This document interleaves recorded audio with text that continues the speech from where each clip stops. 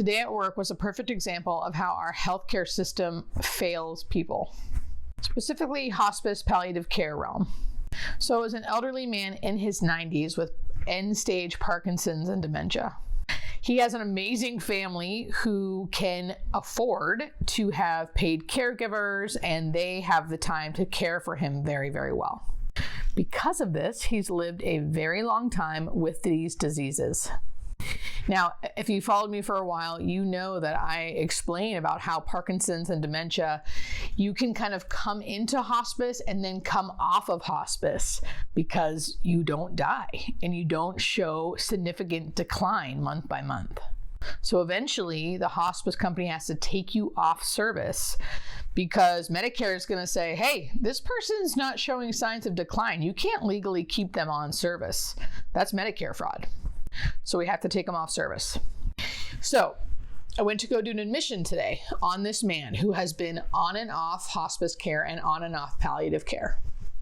Fully bedbound, max assist for all daily living activities, meaning changing, feeding, clothing. He sleeps 22 hours a day. And still, he does not meet criteria for hospice or palliative care. Now, I'm on the family side here. I get it. This patient and this family needs in-home care. They want comfort measures only for their loved one. They don't want to take him to the ER. They physically can't take him there. So if something goes wrong, they're on their own. But legally, because we are bound by Medicare and insurance companies, we cannot put him on our service because he does not meet criteria. And I deal with this day in, day out.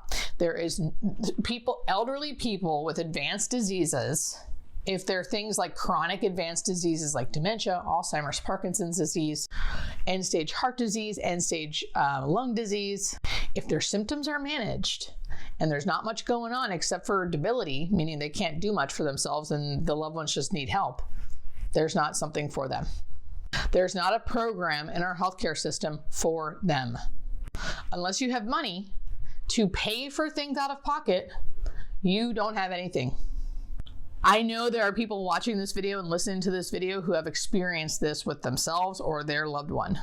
Let me tell you, as a healthcare professional, myself and my colleagues are on your side. We know this is a missing link, and I don't know what to do to fix it, but I know it needs to be fixed. People like this cannot and should not fall through the cracks, and they do every day. We need to take care of each other, take care of our own, and our healthcare system does not do that. Love you guys.